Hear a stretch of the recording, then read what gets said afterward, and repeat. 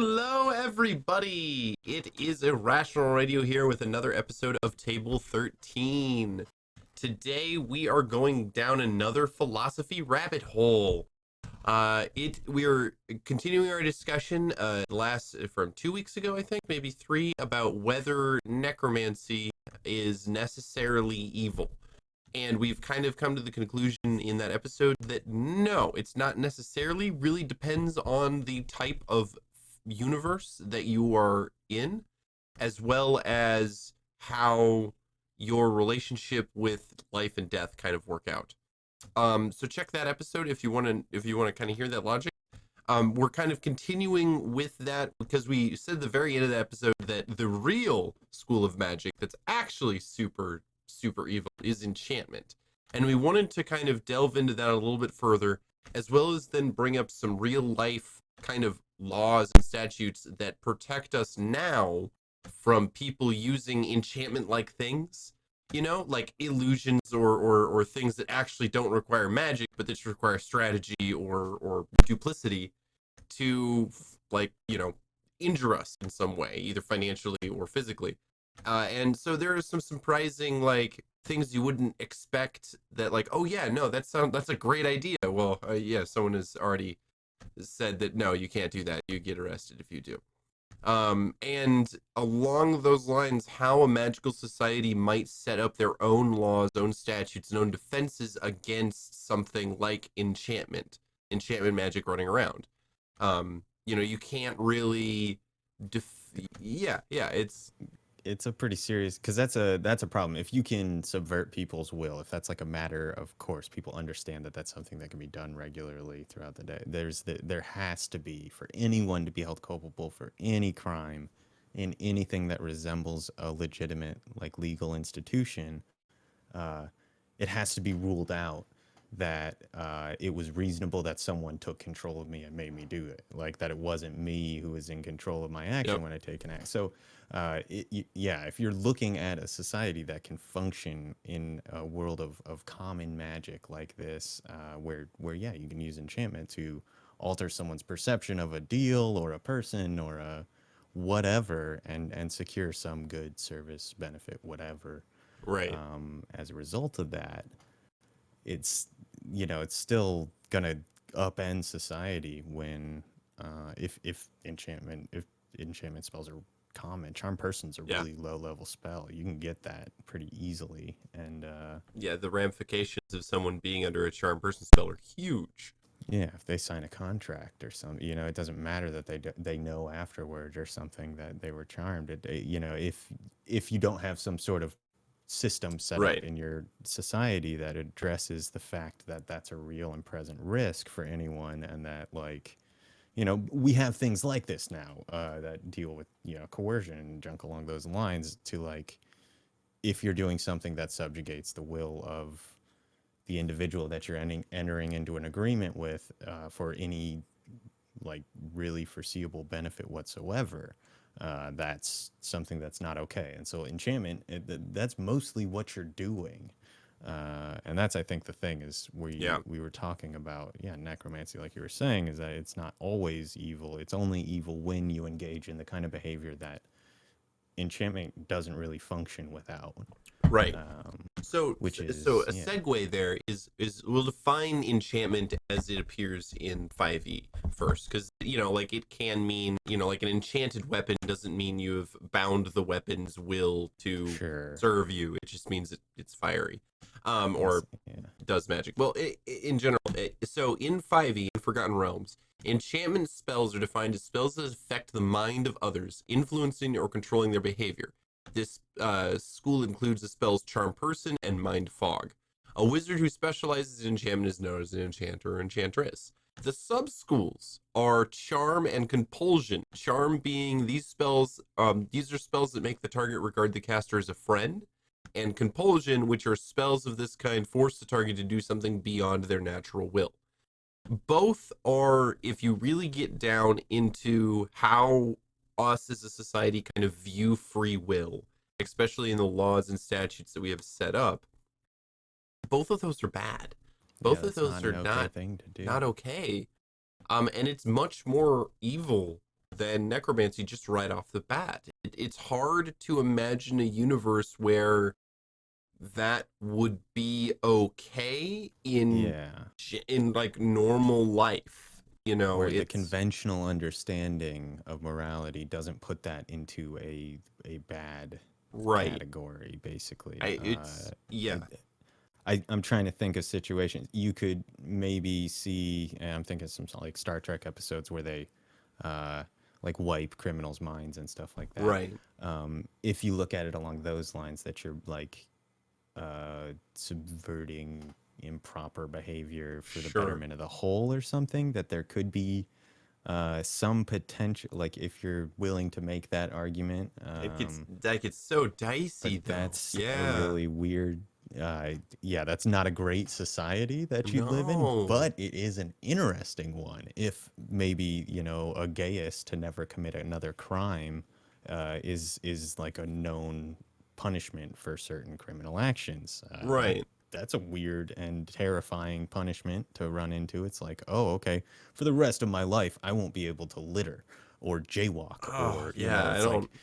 any Ugh. of those most basic, oh crap, I can't park on this side of the street right now because it's, Like the wrong. 1984 in a weird way. Yeah. Like the straight up forcing someone. It's almost like a Brave New World and 1984 Yes. in a society, in a single society. With some like Clockwork Orange thrown Right, in thrown there in or there. Yeah. something. So But it's yeah. bad, whatever it is. We don't Nobody likes that. That's a dystopian society, I feel like. So something that we find a lot in these legal codes, and we're not going to, of course, like read them to you because no one wants to listen to law. It is that it really does like depend on if you're compelling or inducing someone to do something in that they wouldn't do if they were just like it's almost a tautology, like, oh, coerce them to do something they wouldn't do if they were uncoerced. But that's what it really kind of points out, is that like without any motivation, external motivation that is unduly presented to them, they wouldn't have made this decision. So it's like the idea that if I point a gun to someone's head and I tell them to like go steal something, they're not going to be culpable for stealing, even though I have like charm person with my gun. This gun Yeah. makes it so that you are going to act friendly to me, otherwise I will shoot you.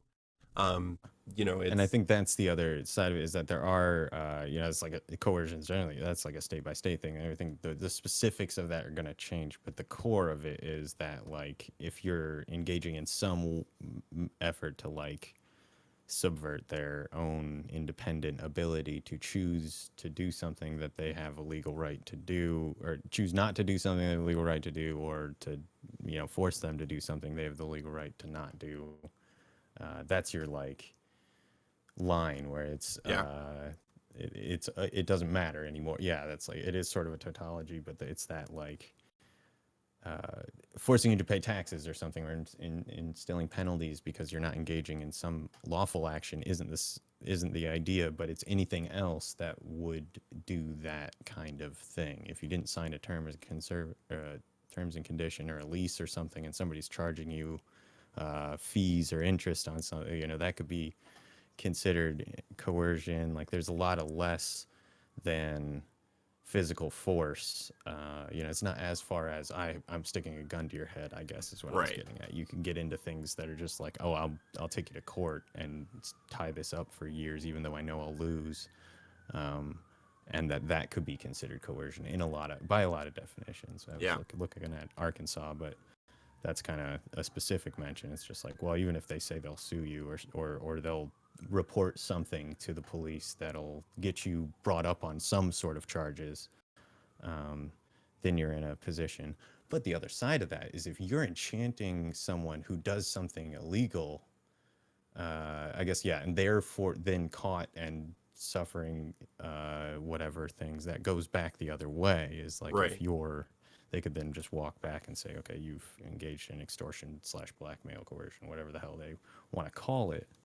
Um, and so it just is by definition something that we don't allow in our No. society. So it's Yeah. kind of funny that there's an entire branch of magic dedicated to the study of that. Right.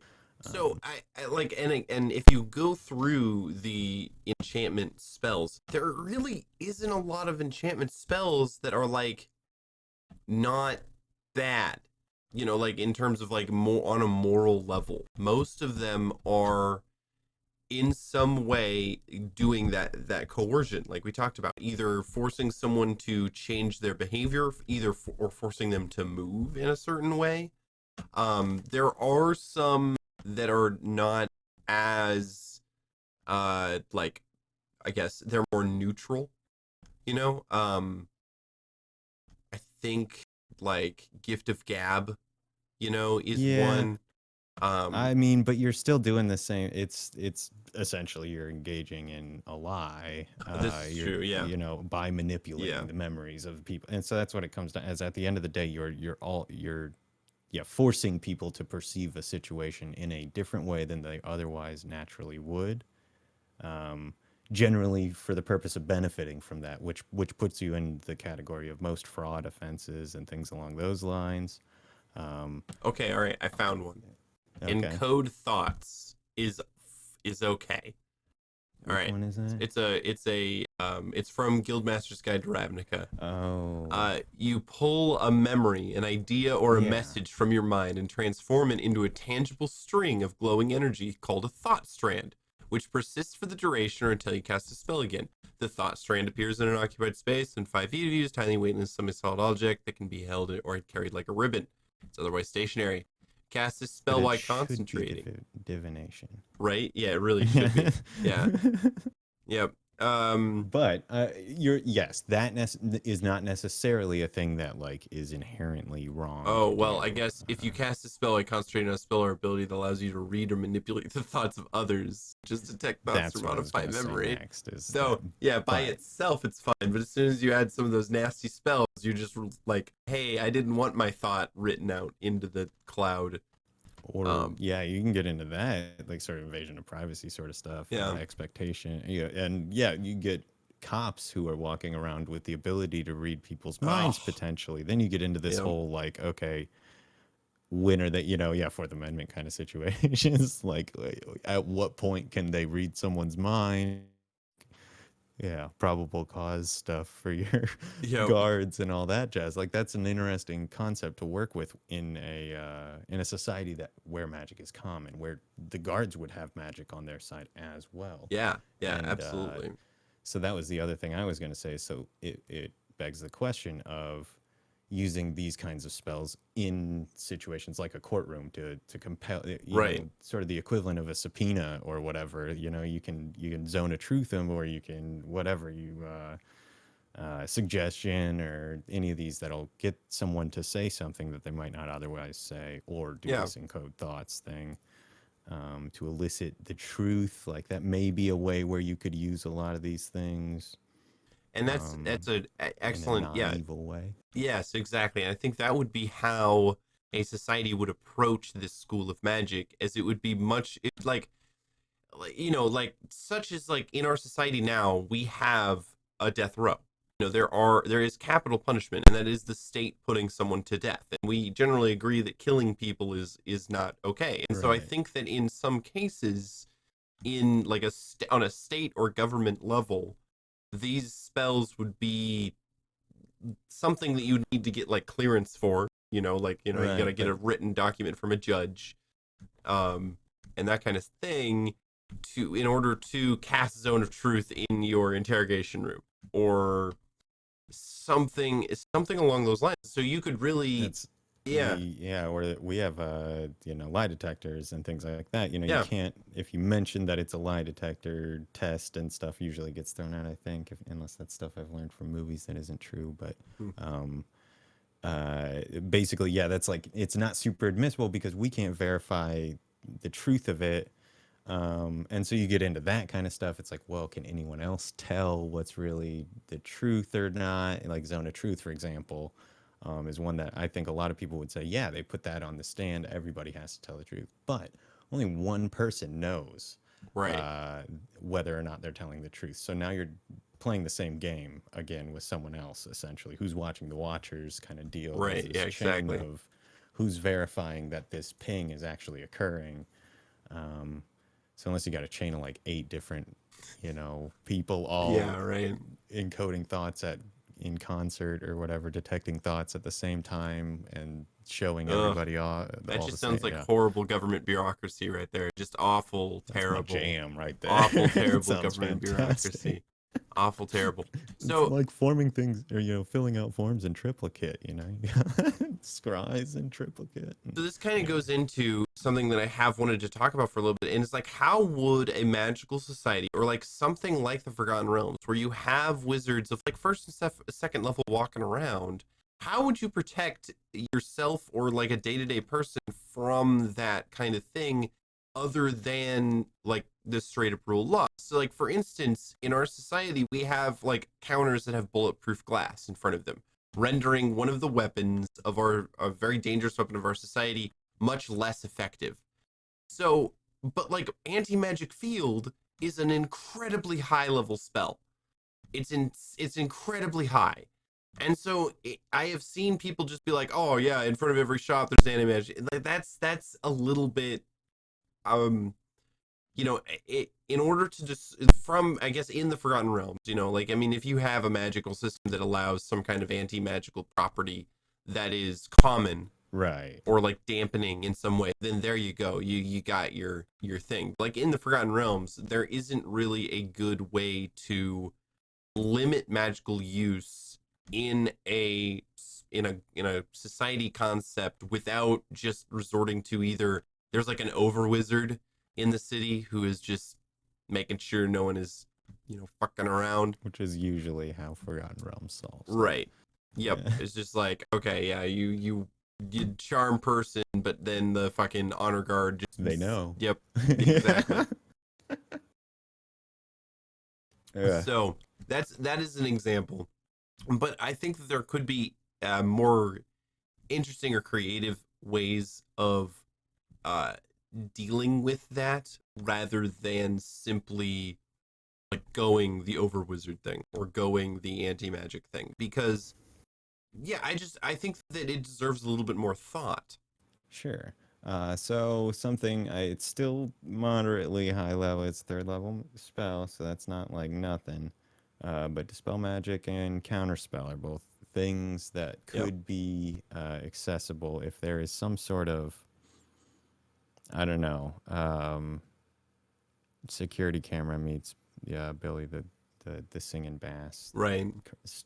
thing that just like Ooh. realizes someone's casting a spell, goes Yeah. out and counters it or something, and Yeah. that's Or like or a fire alarm, like a sprinkler right, system kind of deal. Like, oh, exactly, enchantment magic, psst, everything's and it dispelled in this area. Yeah. and it knows based on some whatever quality that's inherent in the construction of the thing, and that stays permanent. There's runes into the foundation or whatever that's That'd be part of interesting. Yeah. the like city code, maybe even Yeah. for any Oh, like you could actually expand that store. out so that like you could have a system where like it would detect the school of magic being cast and then like do something in response to that. Like, oh, evocation fire, make water. Oh, evocation ice, make That's heat. Like that kind of thing. yeah, Yeah. that's actually like the sort of equivalent, or the we have a technology first, like security systems and things like that. But I think that it would be something like that in a Yeah. like very advanced and like super rich, probably, area Right. of a world But that's then got a ton of magic. You would have you could something like that. scale that down, and it's just like people that are just in like like a poorer town would have like, oh, if you cast enchant magic it makes a noise, Yeah, like, or if you right. cast magic in There's this an area it alarm with the makes noise. condition Yeah. of, yeah, and that's something that I've used in the past a little bit with just regular stuff, is using alarm, because it's funny when people are breaking into somewhere and then all of a sudden there's a wee wee wee Wee, wee wee, wee wee, wee. wee, and they're Yeah. like, oh god. Yep. Yep. And now there's, but that's, I think, those conditions for spells like that are such that I think you could set the condition in that way, probably. Right. Um, Or if not, you or could just make a common magical item that does this kind of right, thing for you. That the smoke detector of the magical world, basically. All the way up to the high tech security system that a palace might have. and that, yeah, and you got like some wizard that figured out, or artificer or something that figured out the process of making this and has like made his name mass producing the, Yeah, you know, exactly. That magic. would be very interesting. Or and then like you could also take this the other way when thinking about these kind of things. This is kind of a strategy that I use a lot, which is the player characters are special in terms of magic. And so these societies Right. don't have like these kinds of defenses against magic. It's just more of it's up to you to make the reaction from the people seem as like realistic as possible, because you know if the king suddenly changed his mind, people are going to be suspicious about that. And if there is a continuous pattern of people like acting strangely around this person, around this like player character, there is going to be some pushback, and it might be like tying them up and being like, okay, what is your secret, or like that kind of thing. But Yeah, you even if the first assumption isn't magic, it'll right, be like, okay, so what do you have on him? What's yeah, the, people with who are invested in court intrigue will like investigate that further. right. They'll like It'll get be very to the bottom of it. strange. Yeah. I see a lot of, and this I guess is from the perspective as a DM. I see a lot of player characters use like the enchantment schools of magic more as a way they think they can just skip over dialogue or skip through like uh like talking to an NPC and disagreeing with them or getting them to choose their side.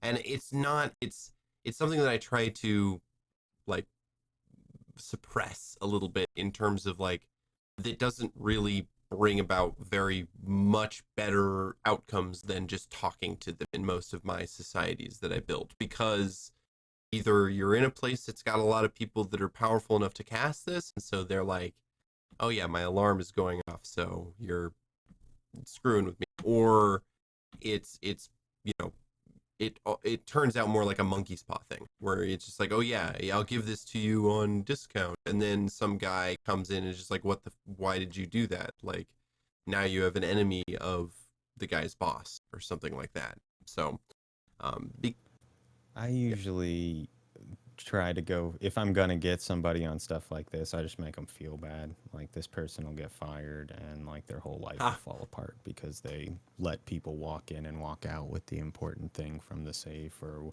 it's great. whatever. Yeah, Like they'll see them on the street in a barrel.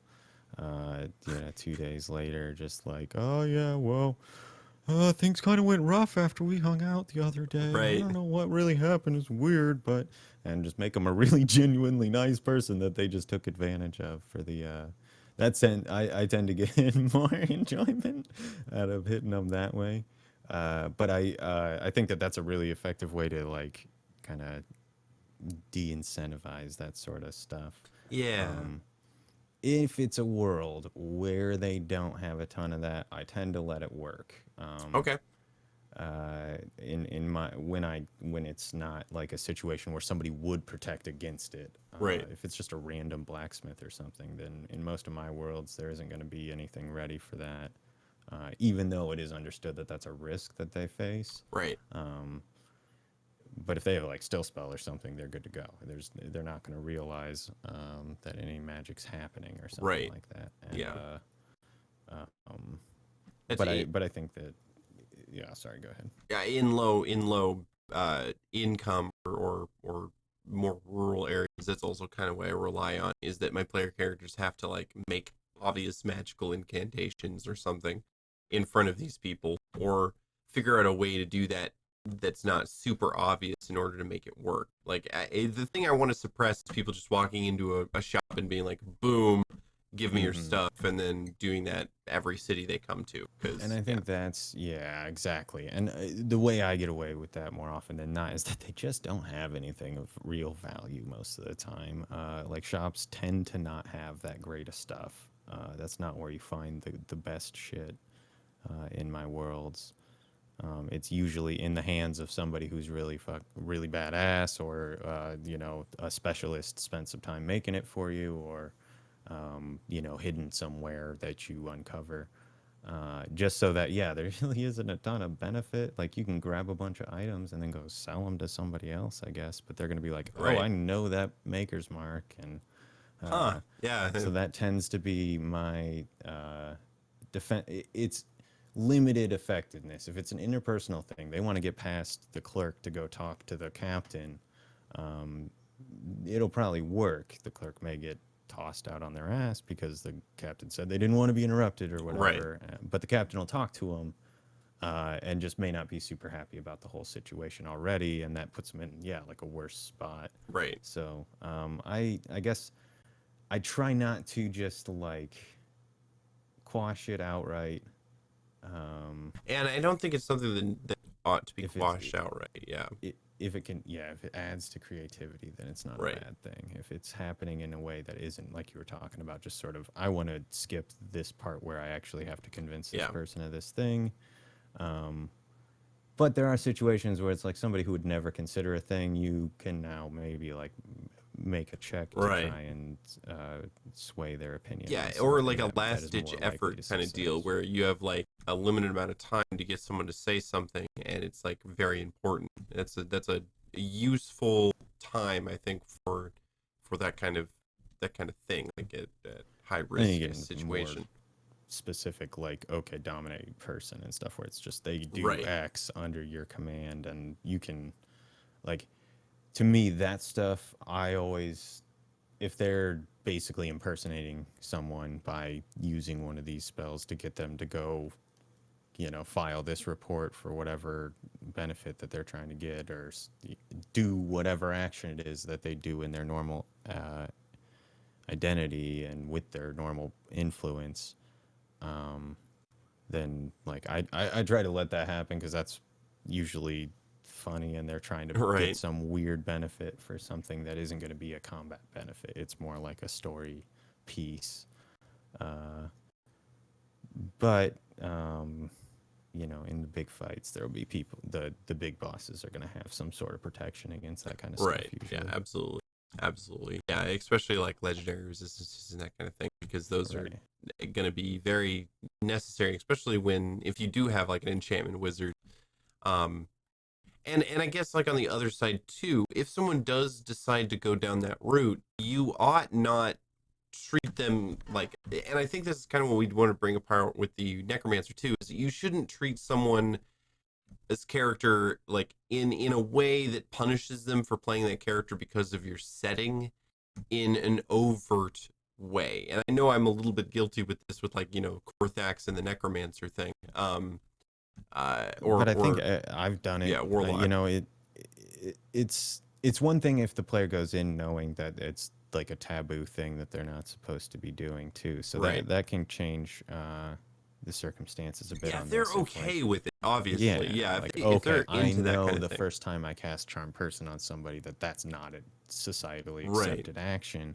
Um, then you put yourself in a different position than if they're like realizing the first time they cast Charm Person that something that their character has probably done many times in the past and would be familiar with the average response to it. Like, that's something that I think you'll maybe get some frustrated players Right. Yeah, absolutely. from, but Absolutely. Absolutely. I think it's not. That is, yeah, like you're talking about. It's a big part. It is what enchantment is. So it shouldn't be something that isn't able to be successful ever. Right. It's just easy mode on a lot of the fun social interaction stuff. Yes. That can otherwise be much more entertaining and informative. So anything you can do to make them conditional, because most of these things will not do X Right. despite being under this influence of this spell, whether that's something that directly harms them or something that they would never normally do, or blah, blah, blah. A lot of them are kind of the, like, hypnotism, mesmerized Right. concept of sort of, yeah, it's like giving somebody a magical roofie or something. You Right. don't, like, a lot of the spells aren't like, oh, you're going to do X and not And yeah, not have any whatever. say in it. Yeah, your Yeah, it's just like personality you're or gonna your brain. lose some of your, yeah, in whatever. Anyway, that's but that's the thing, is it's just like it's a different kind of thing. But even in those situations, you're still talking about like subverting somebody's will, and you get into all Right, these yeah, like absolutely. It's a still bunch of these enchantment. assault Uh-oh. Did I lose you? now, especially the advent day rape and shit. There's a bunch of these that are specific. Uh-oh. Technical difficulties, everybody. Whatever.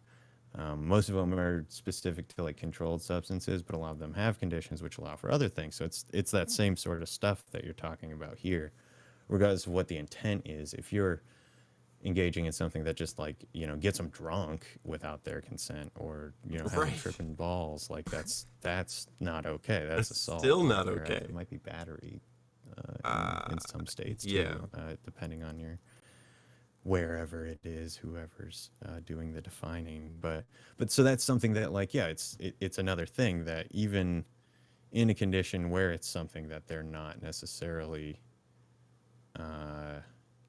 you're not making them do something that's violently dangerous to themselves, it's still not something that we'd be okay with, like, No, as a society. not at all. And it's the whole spell tree too. Like again, it's Mm-hmm. it's so much evil the necromancy. Um, and just yeah, from just a philosophical standpoint, it's Yeah, god it's awful. basically slavery. Like, it's Yeah, the forced labor stuff. It's for the short period of this extent of the right, spell, but you are taking away. I don't know if it does depend.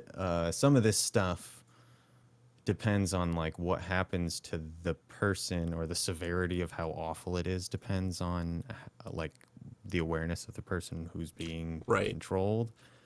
If they just like wake up after it's all over, Mm-hmm. I'm not sure if that's better or worse. I guess I really Right. I don't was gonna know. ask the question whether you think it Yeah. was better or worse to Uh, be conscious of it or to wake up and not be conscious of it. It's definitely like, if it's a prolonged event, I mean, you start to look at like things like torture and things. There's like federal U.S. codes that you start to look at for cruel and unusual conditions, and things that and unlawful imprisonment, and blah, there's all these sorts of things that you could look at potentially, because while they're not physically restrained, you are I don't know. Yeah, keeping them from doing freely is still in that, usually in a lot of those statutes or whatever. It's usually provided for that you're not actually just physically restraining.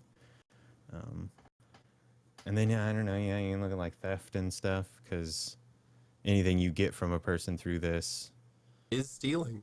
Yeah. yeah, like, it's at least um, it falls under the, Arkansas, what I was looking at, it's like exercising unauthorized control, or, unauthorized transfer of property, for the purpose of depriving the owner, is basically the big line. It's like, well, yeah, if you do anything that causes you to get a resource that you wouldn't otherwise have access to, it's stealing. And services is the same way, essentially. So those are all like huge, um, like uniform crimes that basically everybody Right.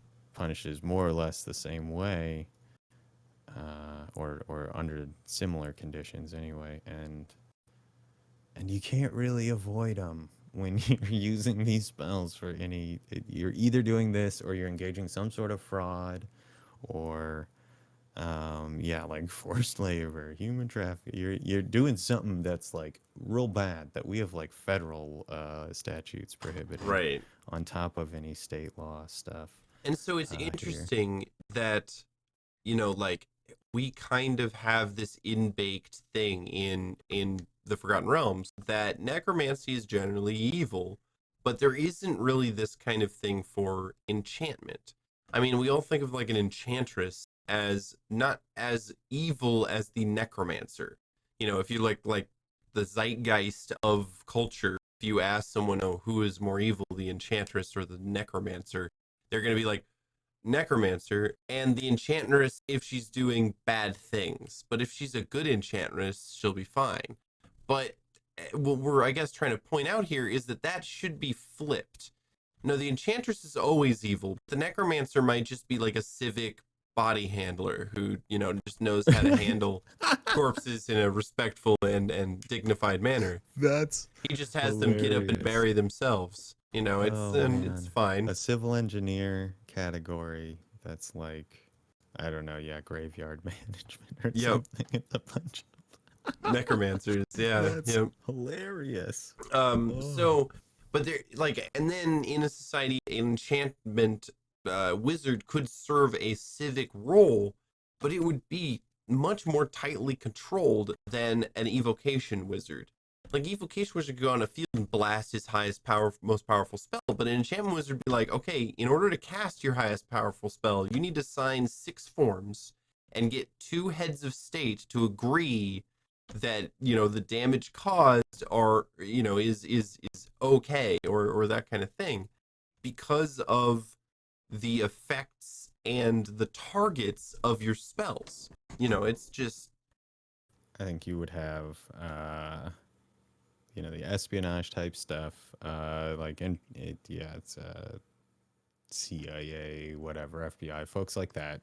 Investigators, I think, would be sanctioned by the state. I'm trying to think of folks who would probably be given that whatever privilege, right? right. Power. Yeah, information, Um, knowledge, or how to cast yeah. these spells or something like that. Yeah. Be certified in the use of it under whatever conditions that any of it would ever be allowed. Yeah, it's like these high Hmm. level, do what I say things. It's, they could be in corrections somewhere. That's like a whole weird, terrifying concept, but it's a possibility if you have a very high level enchanter. Hmm. Um, I'm trying to think of some of the other stuff, but that's you got calm emotions and things like that. Right. Psychologist enchantment. Yeah, Yeah, like that would be interesting. Like, okay, I'm gonna have you face your fears by taking over your body and literally forcing you to face your fears. You've well, it's paid me for this. Like, or I mean, or they could be looked at things like calm emotions, those group effects that like subdue a crowd like that. It could be looked at along the same lines as tear gas or pepper spray. right. Also that, yeah, The less that's a than good point. lethal like crowd control options. You could have that for uh, you know, a, like magically militarized police force could use that in the suppression of various political demonstrations, if that's your world or whatever. Like that could be an Right. interesting and terrifying prospect as well. Because that's just the kind of thing that the like Yeah. sketchy, very strong central state would do in a world like I run in one of my DM games. I feel like that's like, oh yeah, got a riot brew, and they're gonna zap the crowd with a mass Xanax or whatever, and Right. just like everybody go home. Ah! Yeah, that's funny. Okay. I think that's a good idea. I'm kind of And tired. and Go for a it, nap. so kind of in the same vein as necromancy, one of the ninth level spells is in enchantment is power word kill, which is of like one of the most straight up, straightforward spells in 5e. Is like you utter a word of power, kill one creature you can see within range to die instantly. The creature you Avada choose, Kedavra with no Harry Potter exemption. right?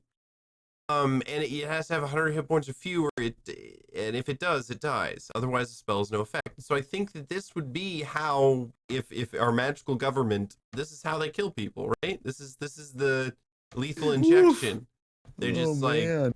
just yep, That's one of them for sure. yep. That would be used in certain like places or what have you. I think that's man. Like, what about people with more than 100 hit points? You just Do like you rough them power up a little word bit. paint them until they Oh like? my That's not god, great. yeah, right, yeah. Um, so the Ugh. yeah, just not great across the board. Uh, but I think that's like a weird prospect. Yep. Ugh. But also, I don't think that the power word spells belong in enchantment either. I think those make more sense, the evocation or Yeah, something I else, maybe agree. even Yeah, maybe. conjuration or Yeah, something. conjuration. I would agree. But it's just because you Um, say stuff, and so they put yeah. it into Well, then you enchantment. have We might Feeble talk about that. Mind, which is 8th level spell, which is also something that could be something used to control criminals, which is you blast the mind of its creature that you can see within range, attempting to shatter its intellect and personality. Target takes 4d6 psychic damage and must make an intelligence saving throw. On a failed save, the creature's intelligence and charisma become 1. The creature can't cast spells, actually magic items, understand language, or communicate in any intelligible way. Creature can, however, identify friends, follow them, and even protect them. This is Lenny. You're basically turning someone into Lenny at that point. That's Just no I get the magical rabbits. lobotomy. Yeah. Like not even Lenny. Lenny, yeah, Oh, like that's true. I He mean, he could at could least talk and all talk. that. Yeah, this Yeah, is just yeah. you just Understand gotta. language, communicate in any intelligible way. This You're is right. Yep. zombie, like Yeah. basically. Yep. Yep. And then at the end of every 30 days, they can repeat the saving. Like that's a month. You're Yep. right. That would be another one of the. It seems Yeah. like that could be a punishment spell as well. I think Yep. enchantment's got a lot of those that like sketchy if you use it that way, moral Right. implications wise. But that's the only like arguably not terrible use is like when you're getting into that kind of like okay, it's a retributive justice Right. situation. Um, So yeah, it or really yeah, for the does betterment seem of everybody else, like an protection or whatever. enchantment wizard in a very high tech magical society would be like the government spellcaster. Like you are a bureaucratic, just you are an executioner, you are an interrogator, and everything you do either has to be sanctioned by the government or it's gonna be illegal. Um, so that would be an In a society interesting. that's organized in a manner to protect itself from Right, enchantment. exactly. Otherwise, it would just you basically it's almost required that it's not common essentially, Right, yeah, because yeah. you could not have a functional society No, with the understanding that that's a risk and no like regular protection against it. yeah. Uh, I don't know.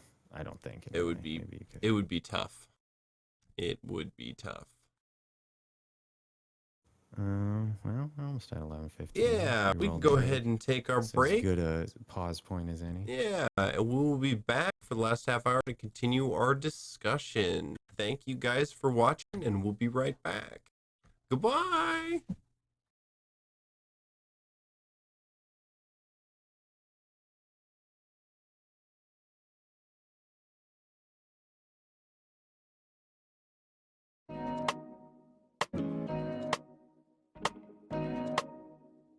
So there's a lot of different stuff that people try to get out of role-playing games that when they come to the table. Like what kind of different types of players are there? And I guess not talking about like the problem player types, but what are the various things that players might aim for when they get around the tabletop? That's a big long list of different like niche type players because it is a role-playing game. It allows you to do anything and everything that the DM will allow. But when you think about it in broader terms, you have players that perhaps they want their character to, have a family, a home. You've got the businessmen players, they want to start a business, they want to make money. They're all about the money and a lavish lifestyle. The glory players that want to see battle and vanquish evil. Espionage, spy game players that they want to be behind the scenes manipulating the politics of these cities and towns. They want the power without the recognition of it being them. Or the direct confrontation, maybe. Yeah, exactly. They just want to pull the strings. I guess there are going to be different types of these games that, or these players, different games that players are looking for that mesh well together, and others that don't. Like if you've got somebody who's all about kicking in the door and fighting the evil and saving the day, but the rest of the party is trying to be more subversive and behind the scenes and run more of an espionage intrigue situation. It's going to be really hard to maybe keep both of those kind of differing desires aligned in a way that keeps everybody happy. But there might be ways to do that pretty effectively. Maybe there's enough baggage that's brought up, or they're not effective in their workings of the espionage or whatever, and you can bring conflict because of that, and that'll keep both parties happy. But I think that that's something that you can get yourself into trouble with if you're not aware of what the players are like what they really try and focus on when they play D&D. Is it about living out the life of their character and doing exactly what they think that their character would do in that situation, given the setting they're in and all that stuff? Or is it, I'm here to save the world and that's what's important, so I've got to, I'm on a mission from God and that's all that matters, everybody else be damned kind of thing. I think if you've got if not entirely consistent desire from everybody in your group, it doesn't have to all be exactly the same, but if they're all at least coordinated in such a way that one person doesn't hate the thing that somebody else really enjoys, then you're going to be in a better place, I guess, to have fun at your table.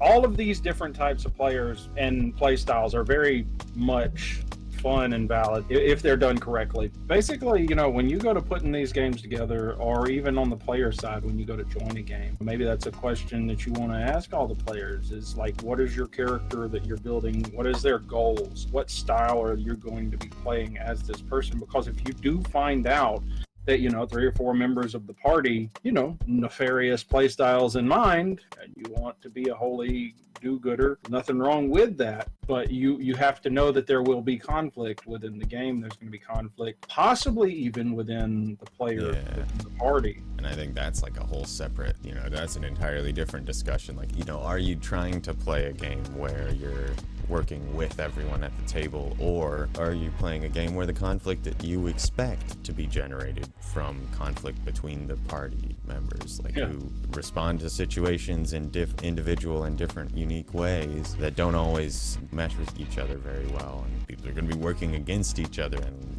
characters are going to be lying to each other or something like that, or totally on the other side where people don't want that at all. Like, I think that's another one of these kind of overarching play style things that will have a big impact down the line on the kind of overall happiness of your party. Yeah, and I know this is not really one of those things that I think a lot of people think about before you start playing, but I think it should be more forefront. I think it should be something that people think about just a little bit more before you join a game or before you put together a game, because putting a little bit of effort into making sure that everybody's on the same page, even if you have conflicting play styles, if you're at least on the same page about how to deal with these, because these will be a thing. It's not necessarily a bad thing, so long as you agree on how to deal with them. So just put a little bit more effort into this before you jump into a game, and your game will go much smoother down the line.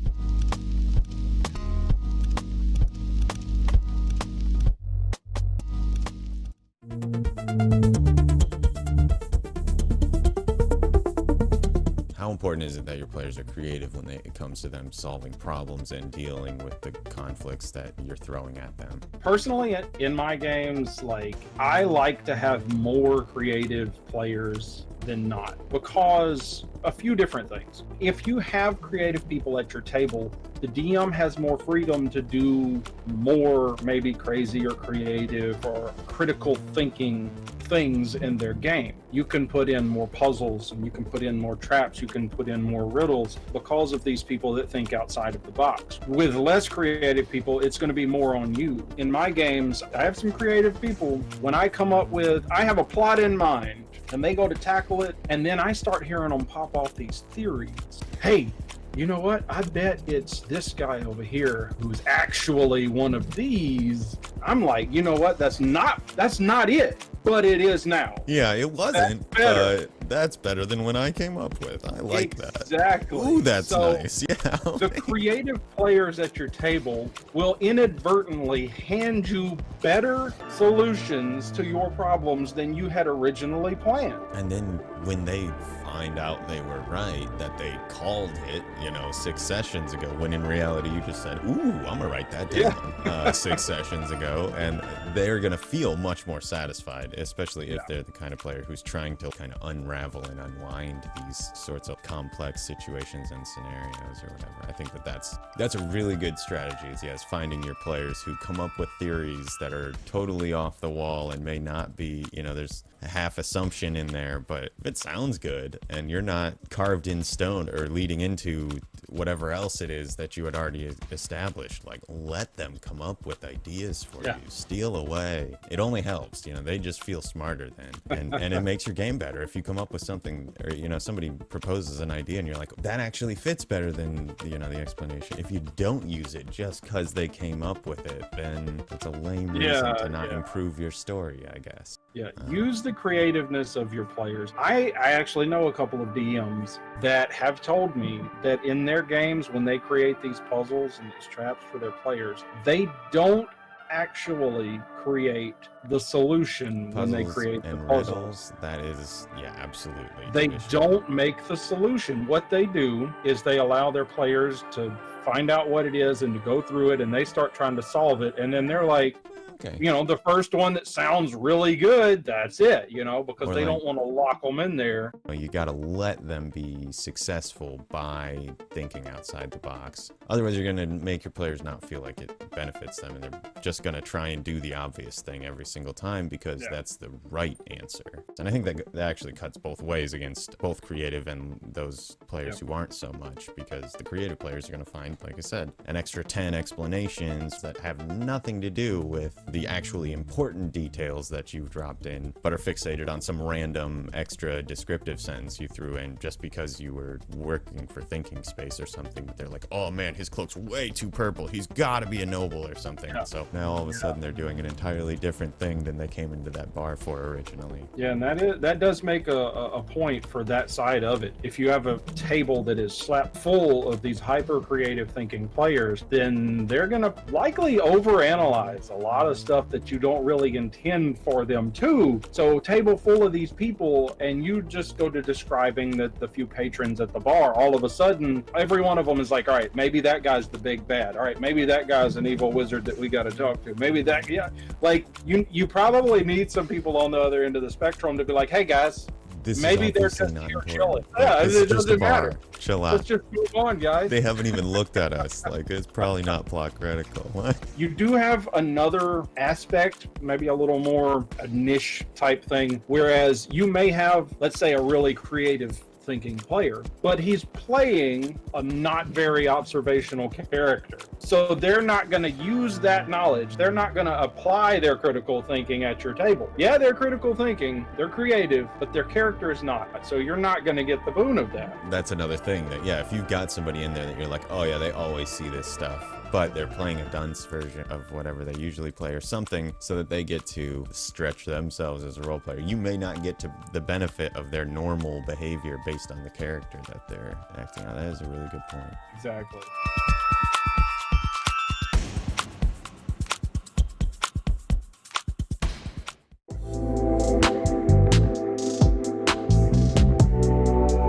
How do you handle death in the games that you run, and how do you like to see it handled in the games you play in? Personally, I feel like character death is going to happen because of a lot of things. Poor dice rolls, bad character decisions. The one thing I don't like to see is character deaths because of poor DM planning. That's sort of the one section of a character dying that I'm not okay with. But if it's not a badly planned setup, encounter, or what have you, and the dice just roll, awful for you and great for the opponents, that's something that it just happens. And if you go to making stupid decisions, then by all means, death. That's my idea. Not everybody thinks the same, and that's okay. There are some players and DMs who feel like they want a more narrative storyline, and they don't want characters to die unless it's fitting to the story. Right. Yeah, there's like some weight to it. And I think that on the other side of that, that there are DMs that don't want to kill a character that when the Yeah. player isn't okay with it, essentially. Yeah. Like if the player hasn't essentially decided that their character is making some sort of like, ultimate sacrifice for the party, that there needs to be some hand wave which occurs to allow them to not be dead. I played in games where everybody gets one, everybody gets one death that doesn't really count or whatever. If that's the way you want to play, there's nothing wrong with that, as long as everybody knows going in the way their DM's planning on handling death. I, as a DM, sometimes have a reticence to kill characters, even those that I know would be fine with it, because there's that nervousness in me that it is something that I've screwed up in the, like I messed up and, I misbalanced this encounter or whatever. But I think that there's something to be said about if as a DM you're always pulling the punches, that you are kind of taking away,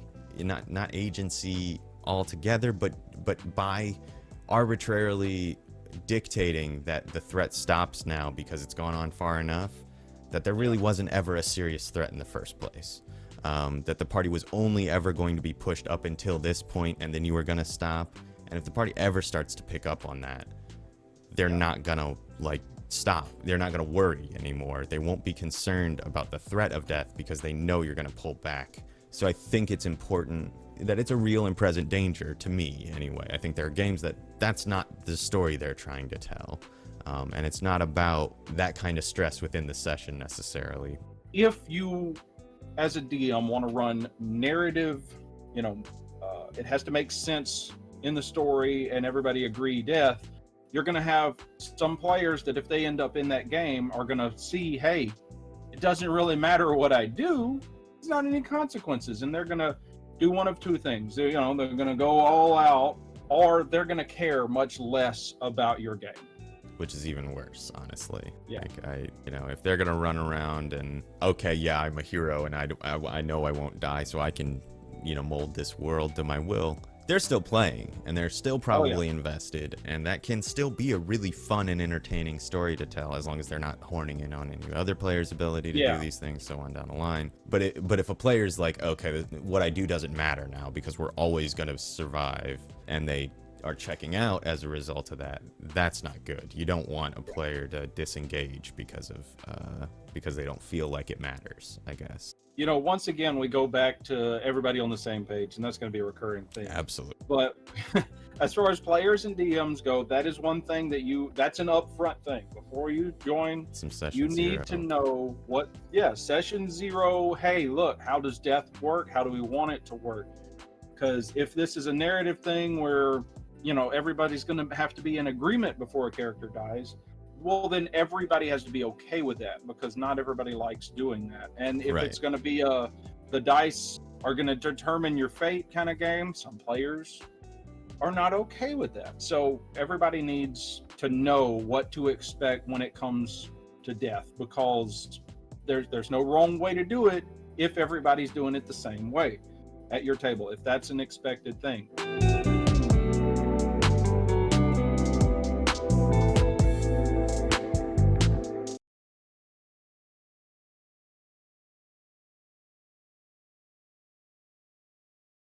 And we're back, everybody. Hello. We are here with Table 13 discussing why enchantment is terrible on a moral sense and really effective on a manipulating other people for your gains sense, which is, bad thing or good thing to do depending on where your morality is. So, just kind of delving down this rabbit hole of brutally honest philosophical discussion over this particular school of magic. So we've really kind of beaten through what enchantment entails, why it should be generally, your society either should be protected well against it, it should be very rare magic, or it should be something that only player characters have access to. Because otherwise you wind up with a society that ought not exist in a stable way with this kind of magic rolling around. So we kind of touched on it, but I think we're going to get further into it, is how to protect, I guess, your NPCs from player characters running rampant with this spell, or how NPCs would protect one another from the effects of these kinds of spells. Because that's another thing. Like the worlds that we want to build aren't necessarily just playgrounds for the player characters. You want to have interactions between NPCs that also feel somewhat realistic. So yeah, like how would we defend against like a group of enchantment wizards? Or So, yeah, go ahead, go for it. okay. So, my first move, when you have someone who can manipulate an individual, whether that's through, enchantment magic, where they have a really strong perception or deception, or persuasion or deception, intimidate, whatever, um, is they use agents, subsidiaries, people, and they compartmentalize knowledge. Whoever's running the organization makes sure that whoever you're talking to knows just enough to do their job, but not enough to be of any damage. Right. So maybe they can get back up the chain by manipulating this person, but they're not going to be able to go straight to whatever ultimate end it is that they have. That's just good mystery story writing right there too. Exactly. And that, yeah, I think across the board that's going to help you out because people will occasionally take a person prisoner, and there's no reason that every single person knows every single thing about every operation, Right. So, and it's common in criminal organizations that they do that intentionally so that people can't cause more damage than, they have to. And doubly so in a society that truth, wall of or zone of truth exists. Right. Absolutely. Yeah. So that's a great point that like that would be also something, because we talk a lot about like how would a society defend against criminals using this, but how would criminals defend against a society using this is also like a good point to make. Yeah, it's just how do you get a functional world that includes this that's still realistic but also addresses the fact that there's this kind of manipulation out there. Like that, I like that compartmentalized thing. I like the kind of we were brought up about like dispel magic being a pretty big deal because it's a reasonably low level, or it's low level enough that if you have like a town and you have like the wizard, he should at least be able to cast third level spells. And if there's a court wizard, that could very well be seen as a, like a service of the crown thing up to a certain point. Maybe not every single shop, but King's Court for sure, or wherever all else. There's some places where this is like a commonplace thing. Yeah. And I just thought of it. I think it'd be really interesting too, is if you had an item that like casted dispel, almost like a fire extinguisher, where you have these hanging on walls or something. Just a wand or exactly. Yes. Just like break glass if fire mage, like where you're like, oh shit, no, don't do that. That would be something that I think would be very useful in a magic society, as a way of like really easily getting a dispel magic effect to a localized area that really needs it right away without having to wait for your city wizard to come by.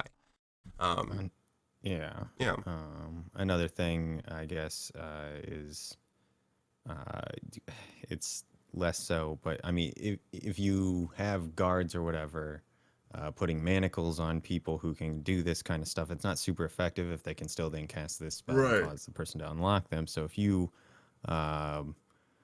you have like a mage jacket type set of whatever, straight jacket variety thing that stops them from being able to engage in somatic component or, the somatic components for casting a spell, then that'll help you out. I think, gag or something to get rid of verbal components, and removing them from their, the understanding that casters need either a material component or a spell focus to cast spells. If the guards know that stuff, that can protect them from those things. Here's a question for you, though. How would you know if someone is a spellcaster? Detect magic does not explicitly state that like spellcasters exude magical energy. It's the spells that actually like have the magical energy potential. That arcane focus, whatever their magical focus has some sort of like Trace, residual yeah. aura that Oh, that's like almost or like a internal smoking gun kind intrinsic, of thing. It's just like, did you right? drop this? Like it's like we Gunpowder saw him residue throw equivalent. Ooh, the spellcast focus over that's his an shoulder while running. interesting. You know, Harry like Potter has a world like, or a concept like that where they can make a spell or make a wand reproduce the last yep, spell it was cast or whatever. Something along those lines with your spell focus would be an interesting right, world. And then it's something that someone who uses material components is insulated from yeah. because they're just Well, pulling back then mono it's out or like whatever. then it's like okay, so you have the Yeah, necessary reagents to cast the that's a control good point. person. Why do you Yeah, have these or things? You know, like it's basically like explosives. You know, you can have fertilizer yeah, legally, but if you have 60 pounds in a shed behind your house with right, nitrogen and a and bunch of stereo wire, yeah, like they're gonna be like, they're gonna be like, okay, okay, this isn't all right. right, yeah, Yeah, these legal things are being used in a way that's not okay. So right, you would have a magical again, this is if your magical site is like high magic, you know, if like right. you have wizards and people walking around all over the place. I actually built in the process of building a society of nothing but wizards, like it's like a country of wizards. And that has come up with a few interesting challenges too, is like how do you control, like how does a society of level 15 wizards get along with each other when you have like everyone has the ability to cast crazy spells? How do you protect property and that kind of thing? And it basically, what I've come up with is you just need stronger civic wizards.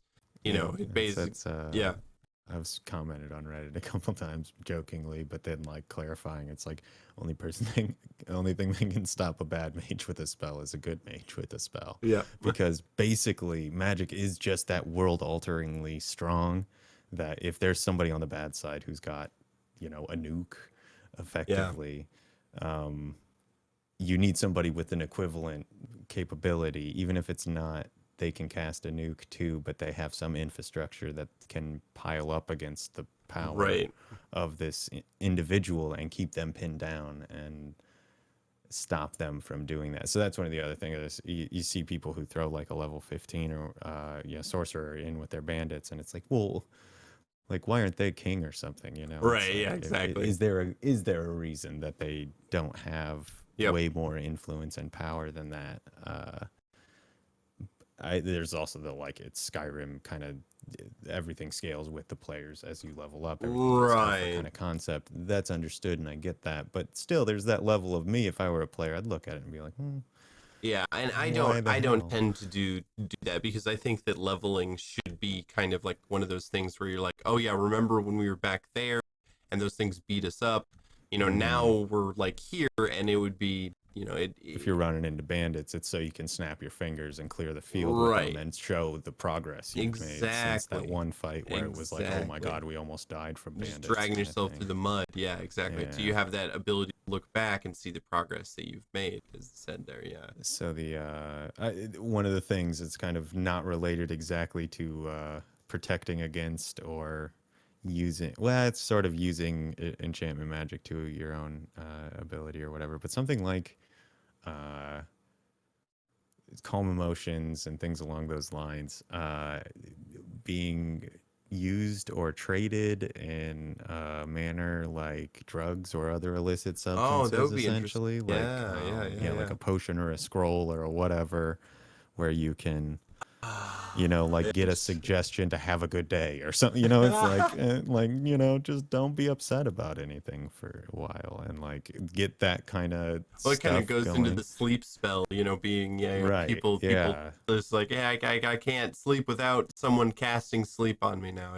It's bad, And I yeah. think your mage world, your exclusively magic users society. I think stuff like that, It's a you good get point. into a Yeah. place where, yeah, you've got these strong civic wizards who have strictly controlled and limited the use of certain branches and instances of magic or whatever. The conditions where you can do whatever.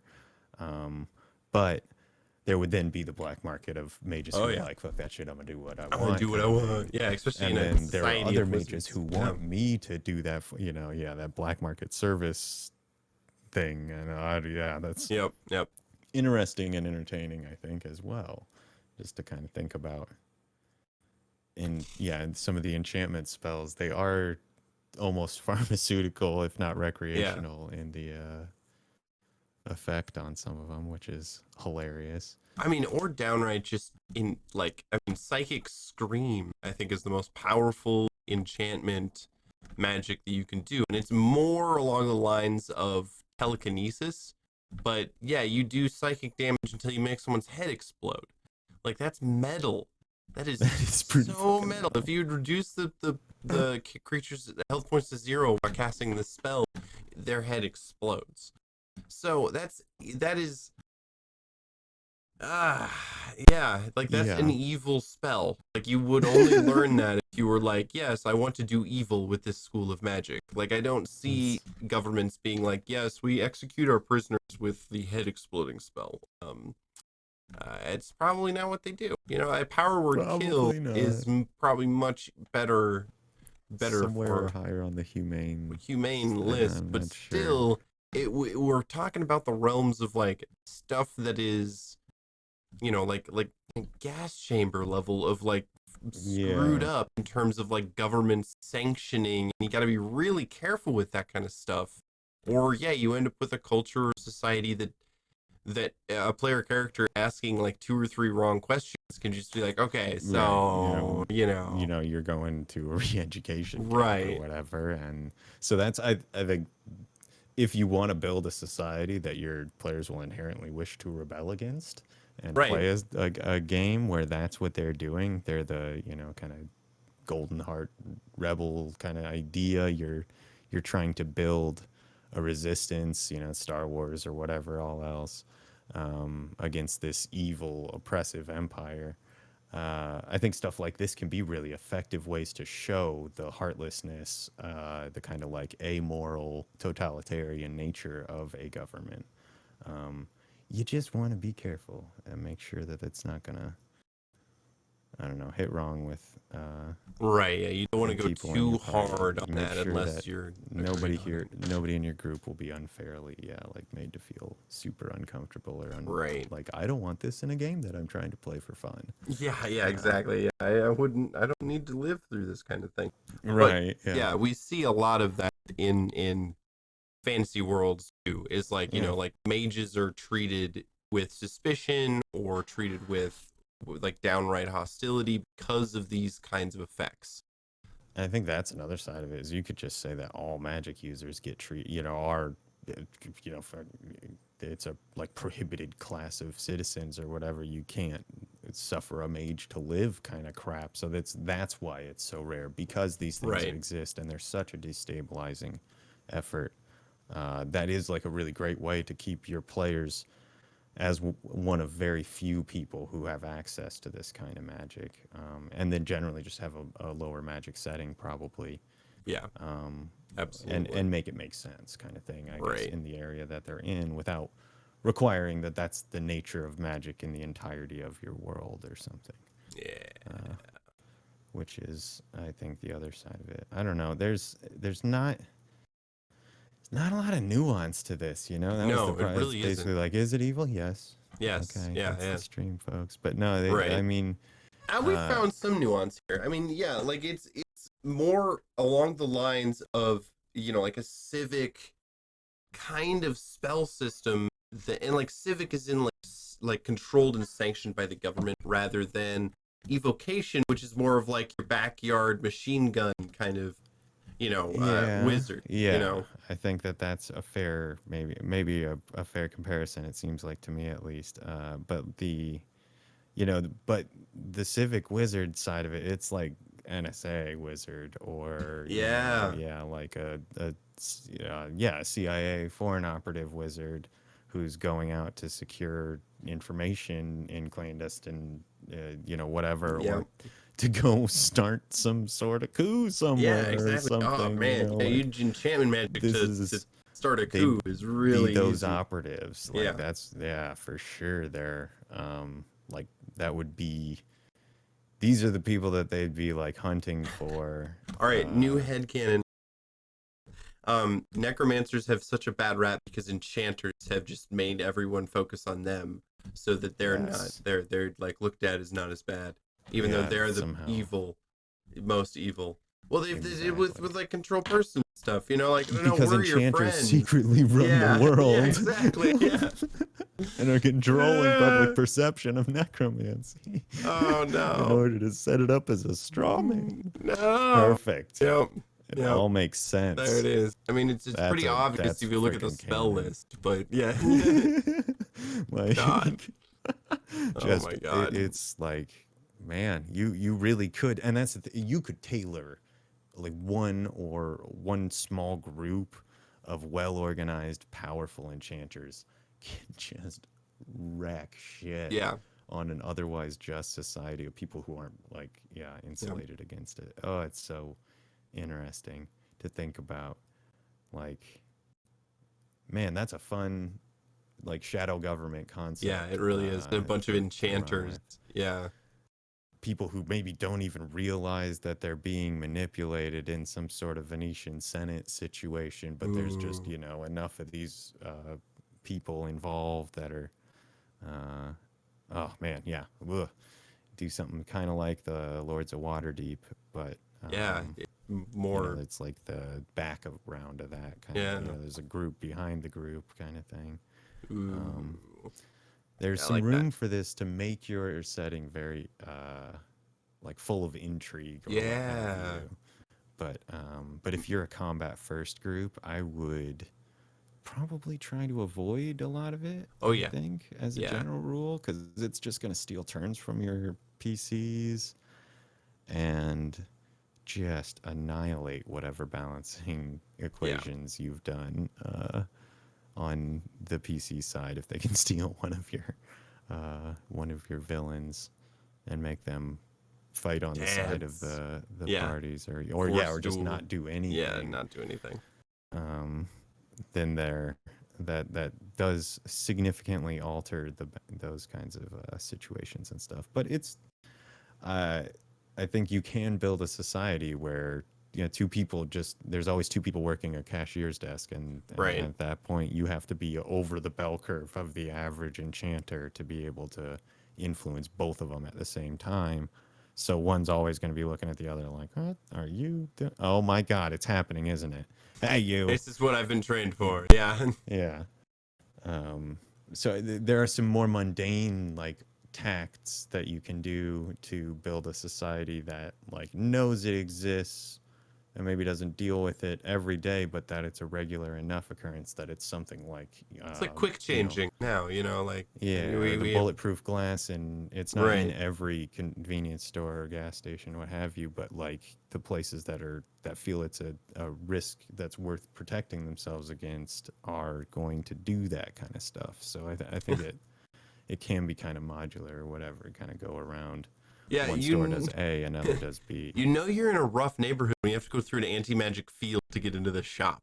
You're in a rough part of town. That is like, that could be, man, if you have like a magical metropolis or something like that, you could do a lot of similar equivalency things to what we see every day very easily Yeah. with this kind of stuff, I think.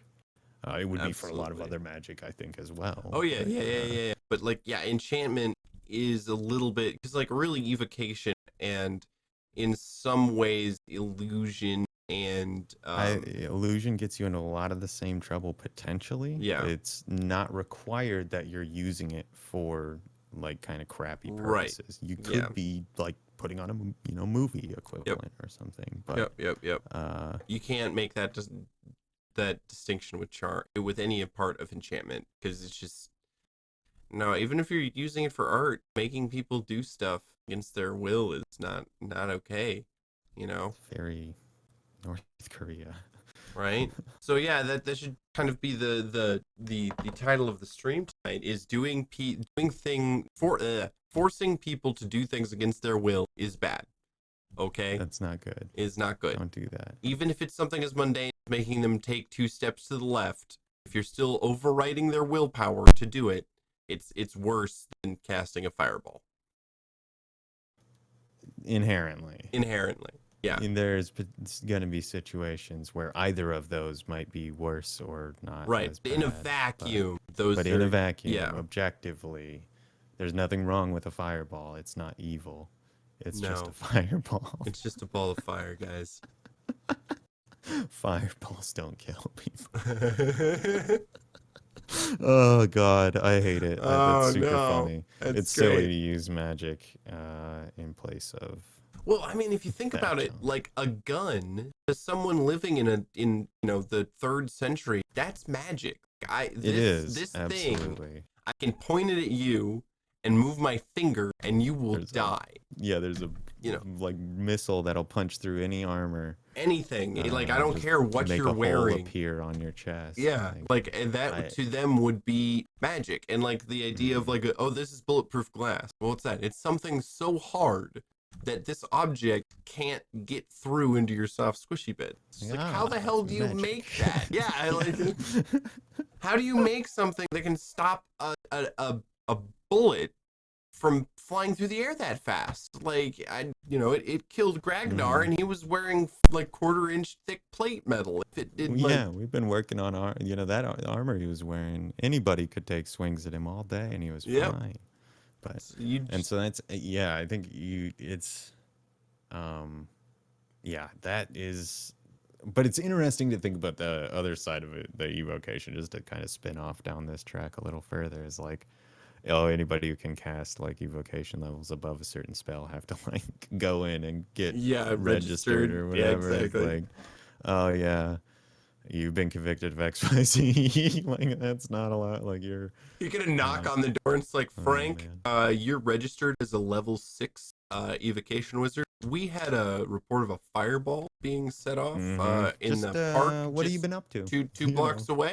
Um, do you have a witness for that Yeah, period of time? can you speak Uh, to where you were? yeah. You Yep. mentioned hours and time. It's like, ooh, Ah, that's becomes very like reasonable, realistic at least. right.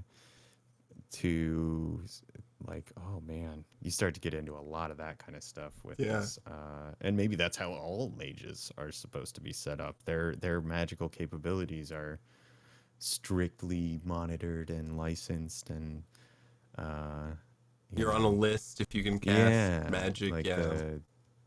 what's it, the Civil War, the Registration Act stuff, kind Mm-hmm. of in the Marvel universe.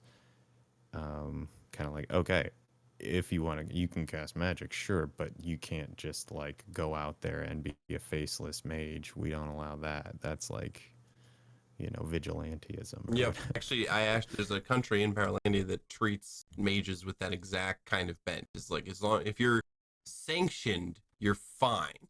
But if you're casting magic and you haven't been explicitly told, like, the government that you can, you are in deep doo doo. Be for that exact reason. It's fun. It's definitely a different layer of consideration when it comes to this kind of magic.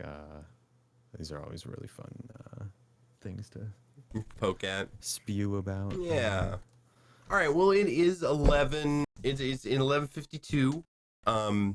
And this has been an excellent conversation. I really kind of like these where we take like a school of magic and break it down on a philosophical level. Though again, some of the schools of magic are going to be a little bit less interesting than like necromancy and enchantment, because like evocation, like it's just, you're just making energy. It's the equivalent of a gun. So I think that maybe when we go into this next time, we'll break it open to magic in a general sense and talk about how, like, delve more into how societies and magic might interact and overlap, because there is a lot of lost, like, creative potential, I think, in how societies would react to real magic existing, that we can kind of draw parallels from in our own society today, that if you understand, it'll allow you to build settings and worlds that people aren't expecting in certain aspects of the society. It's just like, yeah, I spent But it'll follow. You like they'll like, Right. oh, okay, that makes sense. That You know, makes it won't sense, be like yeah. out of nowhere they don't understand why why B follows from A. It'll be a pretty clear and obvious like, oh yeah, like sure. Yeah. If So if I ran a world and I knew this was a problem, I might try and do that to solve it. Like, yeah, exactly, okay. that makes sense. Like speed, like we all agree that speed limits make sense. Like no one is like, oh man, it'd make way more sense if everyone could just drive like that. Well, okay, not I'd like to sure, but introduce you to the concept of the Autobahn. well, yes. But even that is it's a speed limit. It is like the you can go as fast as you want to here, but you can't go as fast as you want to Okay. anywhere else. And so it's still the same kind of treated the same way, where no one is going to be like, like, oh They no, don't we have should to drive there if they don't want to drive right. as fast as they have. Exactly. And it's not like a requirement that you drive As extra. fast as you want. Yeah. Yeah, it's You like you must have drive to as have your fast foot as on the possible. floor Yeah. all the time. Hey, That's buddy, oh man. I don't think that you this car can get some more miles. You're not going fast enough. Pulling people over. I think they do have a minimum, but There is a but minimum, I think yeah, it's more but reasonable than like that. You It's just must like a pedal regular to the speed metal. limit, basically. Yeah. That's funny. That's funny. All right. Well, that has been the stream for the night. Thank you guys very much for taking part. We are Rational Radio. We do this every Thursday where we kind of take an hour and a half, 2 hours to talk about some interesting facet of the role-playing hobby and just the stuff surrounding it. We have a stream on tomorrow, The Misadventures at 9:30. Tune in then. We also have another stream on Monday, and then the next Tuesday, not this coming Tuesday, but the Tuesday after next, where we continue the Disaster Knots. So tune in then, and we also have a website that you can buy some merch, as well as a Patreon where you can donate. And if you really want to continue the conversation, join our Discord. We got a lot of people that just love having interesting conversations about D&D, much the same way that you've heard tonight. So thank you very much, everybody, and we will see you tomorrow. Goodbye.